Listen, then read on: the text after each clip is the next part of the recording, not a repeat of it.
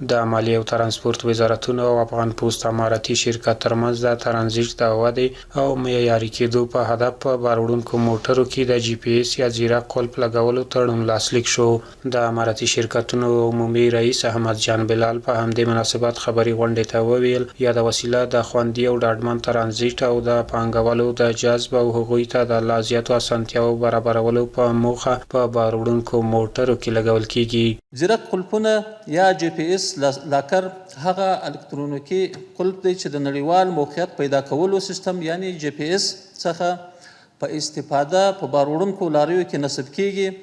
او د هغوی د خوندیتوب د لګښت کمښت د سوداګریزو اموالو د محافظت او ترانزیت د ودې سبب ګرځي.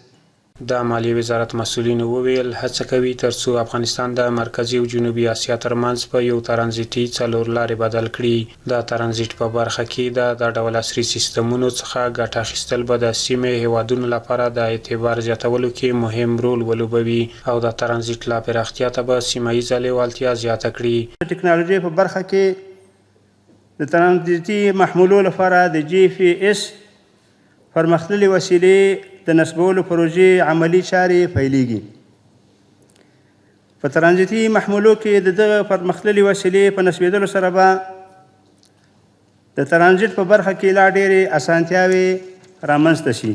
ځیرک قلفونه له سوداګرو سره مرسته کوي چې د خپلو سوداګریزو توکو د دقیق موقعیت په اړه معلومات ترلاسه کړي. همدارنګه له ټاکل شوي مسیر څخه د نقلیه وسیلې د انحراف په صورت کې دغه سیستم د نقلیه وسیلې نوی موقعیت په ډاګه کوي او د سوداګریزو توکو له سرقت څخه مخنیوی کیږي. د دې جی پی ایس په واسطه باندې به د خلکو د مالونو مسؤلیت زیات شي،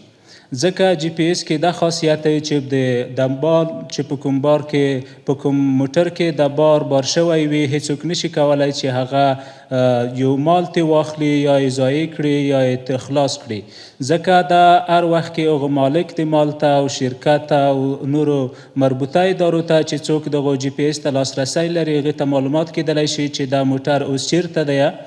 او که چیرته خلاص شي کوم کانتینر خلاص شي هم معلومات کیدلی شي چې دا کانتینر خلاص شوی نو حتما څه مال ضایع شوی. نو د مال د مسؤلیت لپاره دا جی پی ایس ډېر مهم دی. په دې سره به انشاءالله هغه تشویش چې زموږ سره و هغه د منځه ولاړ شي یا هغه تجاران چې زموږ پر هیواد باندې ترانزیت کاوه او خپل مال یې خوندي نه بالی خطره د دې ورسره وله چې زما په مال کې به بل جنس کښېښودل سي او زما تجارت او جواز ته به نقصانات ورسیږي. انشاءالله د دغه سیستم سره چې جی پی ایس لاکر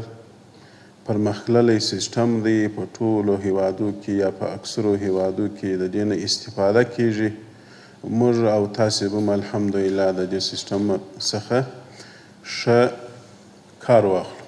مسؤلینو وویل چې جی پی ایس یا ځیرک قلفونه هغه الکترونیکي قلفونه دي چې د نړیوال موقعیت پیدا کولو سیستم څخه په استفادې په بار وړونکو موټرو کې لګول کیږي او د سوداګریزو توکو د خوندیتوب لګښتونو د کمیدو او ترانزیت د ودې لامل ګرځي.